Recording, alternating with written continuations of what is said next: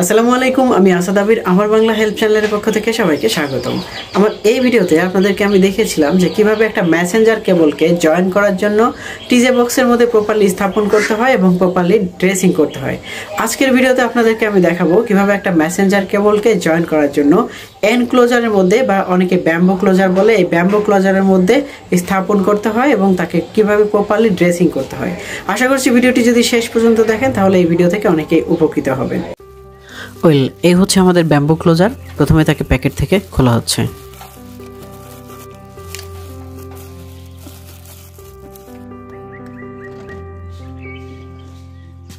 খোলা অবস্থায় ক্লোজারটি দেখতে এমন হয়, ভিতরে কিছু স্প্লাইস টে থাকে এবং বাইরের দিকে কেবল স্থাপনের জন্য বেশ কিছু পয়েন্ট থাকে। তো যেহেতু এই ক্লোজারে আমাদের দুটি কেবল ঢুকবে, সেহেতু এই ক্লোজার থেকে দুটি পয়েন্ট আমাদেরকে ওপেন করে নিতে হবে। ওপেন করার জন্য পয়েন্ট বরাবর কোনো কিছু দিয়ে যদি জোরে বাড়ি দেওয়া যায় তাহলে কিন্তু পয়েন্ট ওপেন হয়ে যাবে। তো আমরা সেটাই করলাম, আমরা এই ক্লোজারের দুটি পয়েন্ট ওপেন করে নিলাম।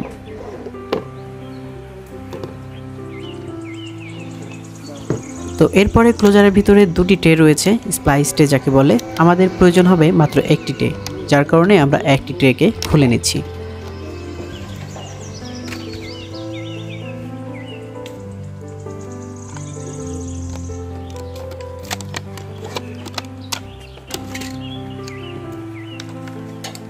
এরপরে ক্লোজারের সাথে কেবলের মেসেঞ্জারকে ফিক্স করার জন্য এখানে নাট বোল্ট রয়েছে এবং ছিদ্র রয়েছে। আমরা ঘুরে ঘুরে সেগুলো বের করে নিচ্ছি।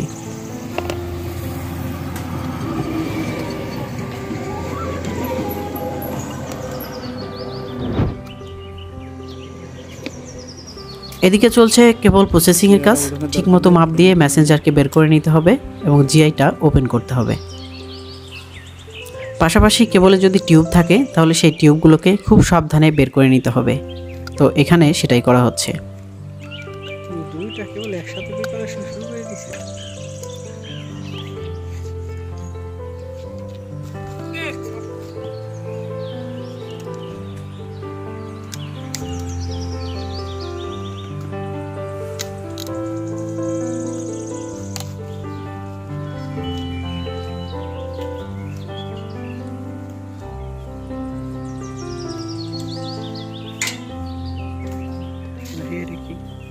আর কেবল প্রসেসিং এর আগে এই দুটো জিনিস, অর্থাৎ এইগুলোকে বলা হয় হিটসিং।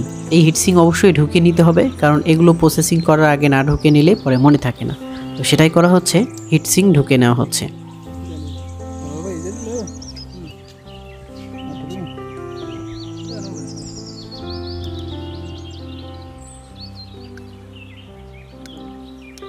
আলাদা টিউব বের করতে হবে।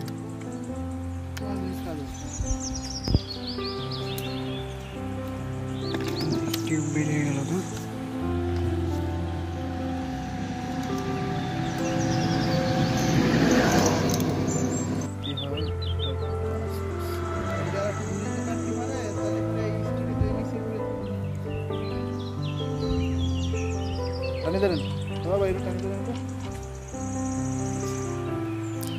দেখতে পেলেন কেবলের মধ্যে থেকে খুব সাবধানে টিউব বের করা হলো এবং তার গোড়াকে টেপ দিয়ে পেঁচিয়ে দেওয়া হলো। আর কখন ঘুরাই নেন, ঘুরে নেন।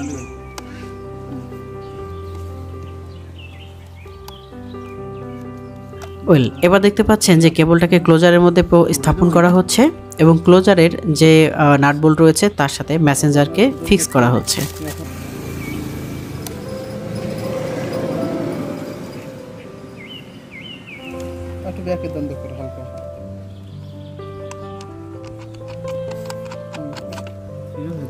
এই যে এটা হচ্ছে লুজ টিউব। এটা যদি আপনি ব্যবহার করেন তাহলে কেবলের সাথে যে ডিফল্ট আকারে একটা টিউব থাকে সেই টিউবটা বেশ ভালো থাকে। তো এটা ইউজ করা হচ্ছে।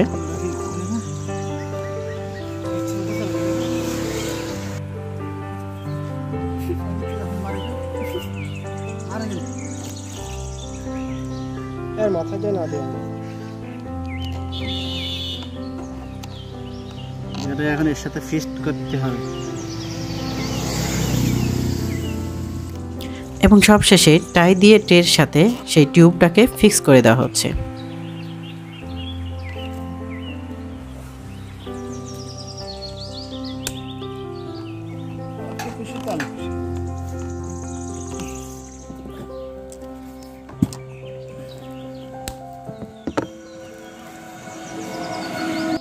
ওয়েল, এবার যেটা করা হচ্ছে সেটা খুবই গুরুত্বপূর্ণ একটা কাজ। সেটা হচ্ছে আমাদের যে ফাইবারটা রয়েছে বা যে কোরগুলো আমরা বের করেছি টিউব থেকে, সেই কোরগুলোকে মাপ দিয়ে এই ট্রের সাথে অ্যাডজাস্ট করা হচ্ছে। আপনি যদি এটা না করে থাকেন তাহলে আপনি স্প্লাইসিং করার পরে এই কোরগুলোকে খুব ভালোভাবে ড্রেসিং করতে পারবেন না। যদি আপনাকে নিখুঁতভাবে ড্রেসিং করতে হয় তাহলে এই কাজটা অবশ্যই করতে হবে, আর সেটাই করা হচ্ছে। দুপাশের যে ফাইবার রয়েছে সেই ফাইবারগুলোকে এভাবে সুন্দর করে ট্রের সাথে ঘুরিয়ে আপনার প্রয়োজন মাপ অনুযায়ী কেটে নিতে হবে। তো এখানে সেটাই করা হচ্ছে। ওকে, এবার শুরু হবে স্প্লাইসিংয়ের কাজ। ক্লোজারটাকে টেবিলের সাথে ভালো করে ফিক্স করে তারপরে স্প্লাইসিং করা শুরু হচ্ছে। আর স্প্লাইসিং করা আপনারা মোটামুটি সবাই জানেন কিভাবে স্প্লাইসিং করতে হয়।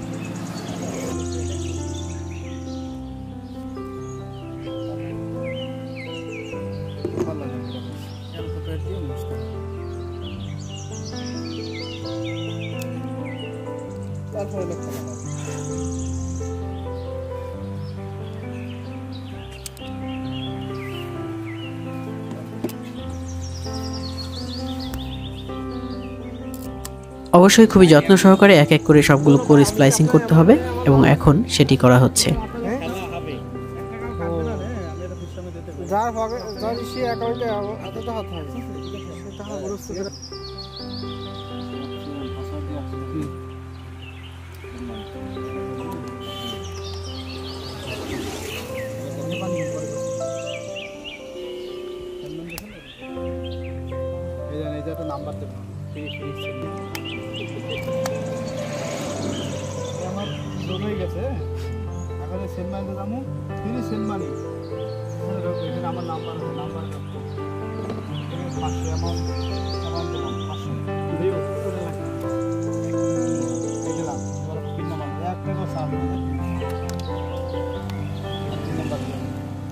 ওকে, আমরা দেখতে পাচ্ছি এক এক করে আমাদের সবগুলো কোর স্প্লাইসিং করা হয়ে গেছে।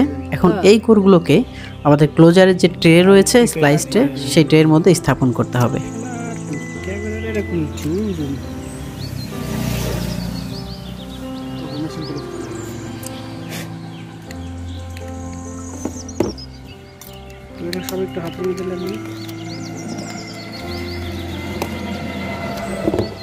ওকে ওকে,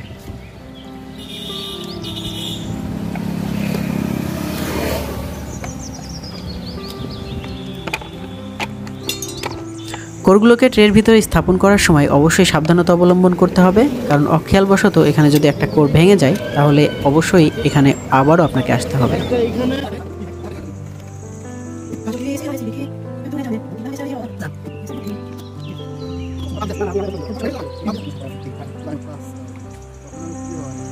ওয়েল, সবগুলো কোর বসানো হয়ে গেলে এবার কোরের এই বাড়তি অংশগুলো সুন্দর করে ঘুরিয়ে ঘুরিয়ে বসিয়ে দিতে হবে ট্রের ভিতরে। এখানেই সেই অ্যাডভান্টেজটা। আপনাদেরকে আমি আগে বলেছিলাম যে এই কোরগুলোকে সুন্দর করে যদি আপনি মাপ করে নিতে পারেন তাহলে এগুলো খুবই ইজিলি বসে যাবে। আপনি যদি সঠিকভাবে মাপ করে না নিতে পারেন তাহলে কিন্তু এগুলো খুব ইজিলি বসবে না, ছোট বড় হয়ে থাকবে।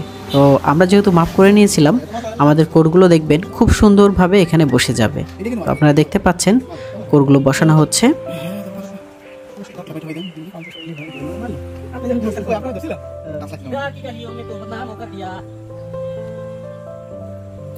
ওকে, দেখতে পাচ্ছেন যে আমাদের কোরগুলো কিন্তু খুব সুন্দরভাবে ট্রে জুড়ে বসানো হয়েছে।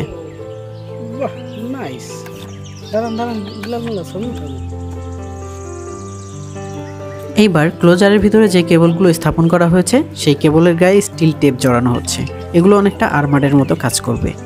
এগুলো ঢুকানোর কারণ হচ্ছে আমরা প্রথমে যে হিটসিং ঢুকিয়েছিলাম সেই হিটসিং দিয়ে এই কেবলটাকে এই ক্লোজারের সাথে হিট দিয়ে জোড়া দিয়ে দিতে হবে, এবং হিট দেওয়ার সময় যেন কেবলের ভিতরে আঘাতপ্রাপ্ত না হয় সেই কারণে এই স্টিল টেপগুলো পেঁচানো হলো।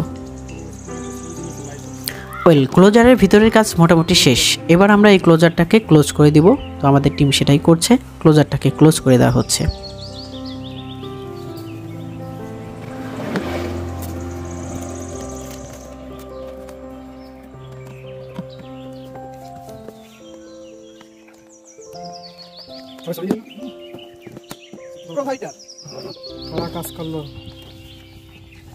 এবং সব কাজ শেষে আমরা প্রথমেই কেবলের ভিতরে যে হিটসিংগুলো ঢুকিয়েছিলাম সেই হিটসিংগুলোকে হিট দিয়ে এই কেবলটাকে ক্লোজারের সাথে খুব সুন্দর করে ফিক্স করে দিব। তো তো আমরা একটা হিট গান দিয়ে অনবরত হিট দিতে থাকবো, তাহলেই কিন্তু এটি আস্তে আস্তে ফিক্স হয়ে যাবে। একটা ক্লোজারের ক্ষেত্রে এই কাজটা খুবই গুরুত্বপূর্ণ, কারণ এই ক্লোজারটা যদি আপনার ওপরে থাকে অনেক সময় পিঁপড়া কিংবা অন্য যে কোনো পোকামাকড় ঢুকতে পারে এই ছিদ্র দিয়ে। পাশাপাশি এই ছিদ্র দিয়ে কিন্তু পানি ঢুকতে পারে, পানি ঢুকে আপনার কেবলগুলো ড্যামেজ করে দিতে পারে, যার কারণে আপনাকে এই হিটসিং লাগাতে হবে এবং এই হিটসিংগুলোকে হিট দিয়ে ফিক্স করে দিতে হবে।